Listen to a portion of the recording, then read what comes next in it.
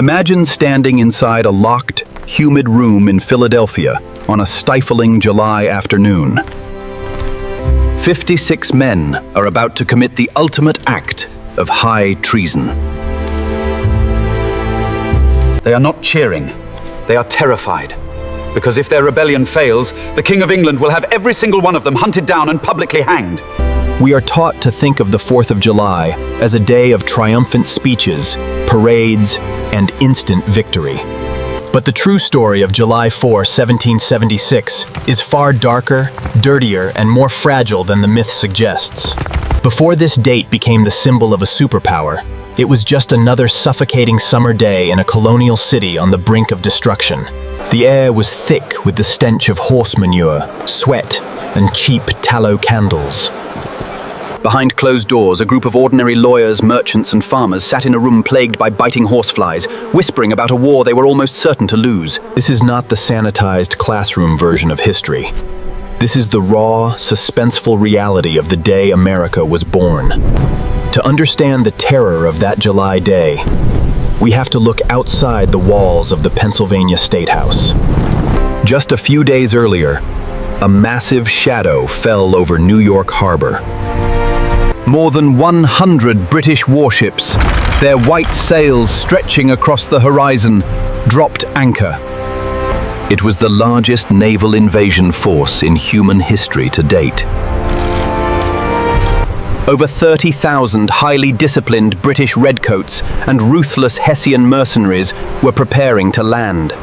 Against this unstoppable war machine stood George Washington's ragtag Continental Army. They were underfed, barely trained, and running desperately low on gunpowder. Inside the assembly room in Philadelphia, the delegates could feel the invisible noose tightening. They were sitting on simple wooden chairs, their silk stockings soaked in sweat, constantly swatting at horseflies coming from a livery stable right next door. Every window had to be kept close to keep the flies out, turning the room into a virtual oven. Many delegates believed that signing a Declaration of Independence was not a heroic stand, but a collective suicide pact. Here is a truth that history books often gloss over. July 4th was not actually the day America voted for independence. That life-altering vote actually took place 2 days earlier, on July 2nd. All those in favor, signify by raising your right hand. John Adams was so ecstatic about the vote on July 2nd that he wrote a letter to his wife, Abigail, predicting that future generations would celebrate. But history is rarely neat. It took 2 more days of agonizing, bitter debate to agree on the exact wording of the document that would justify their treason to the world. Thomas Jefferson, a quiet 33-year-old Virginian, sat in the corner of the room, listening in silence as the delegates systematically ripped his draft apart. They slashed entire paragraphs. They argued over single adjectives. Most painfully, they struck out Jefferson's passionate condemnation of the transatlantic slave trade, a brutal compromise made to keep the southern colonies. As the sun began to set on July 4th, the final, edited text of the Declaration of Independence was finally approved. The iconic paintings we see today show a grand ceremony where all 56 delegates queued up in their finest clothes to sign the parchment on July 4th. But that famous scene is a beautiful lie. On July 4th, there was no grand signing ceremony. The beautifully handwritten parchment copy we see in museums today did not even exist yet. Only 2 men signed the rough draft that day: John Hancock, the President of the Congress, and Charles Thompson, the Secretary. The rest of the delegates did not sign until nearly a month later, on August 2nd, after the document had been officially engraved on parchment. When they finally did put pen to paper, the atmosphere was dead silent. They knew the British Army was already marching across Long Island, slaughtering Washington's troops.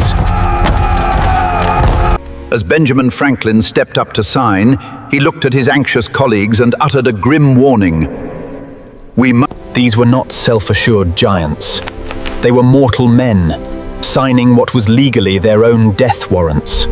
Once the text was approved on the evening of July 4th, There were no ringing church bells or immediate celebrations in the streets. The famous Liberty Bell did not ring out that night. In fact, the bell tower was so decayed it likely couldn't support its weight. Instead, a messenger rushed the ink-stained manuscript through the dark streets of Philadelphia to a small, cramped print shop. All through the night of July 4th, the heavy clanking of Dunlap's manual printing press echoed in the damp air.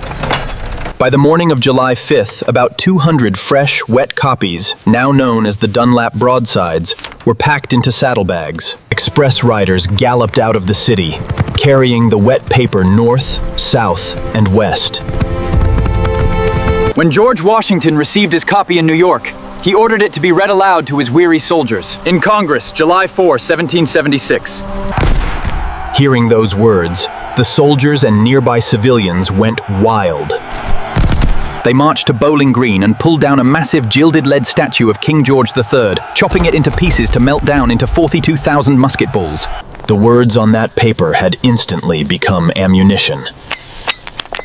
What began in a suffocating room filled with flies, sweat, and terrified men had successfully ignited a firestorm that would reshape the entire world.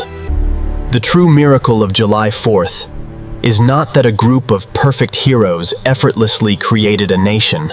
The miracle is that deeply flawed, frightened human beings, facing certain death, chose to stand up anyway and sign their names to a promise. A promise that we are still trying to fulfill today. History never truly disappears. It lives on in the very air of the places where brave choices were made. If you want to uncover more raw, hidden truths of the moments that shaped our world, make sure to subscribe and hit the notification bell. Which forgotten moment of the American Revolution should we reconstruct next? Let us know in the comments below.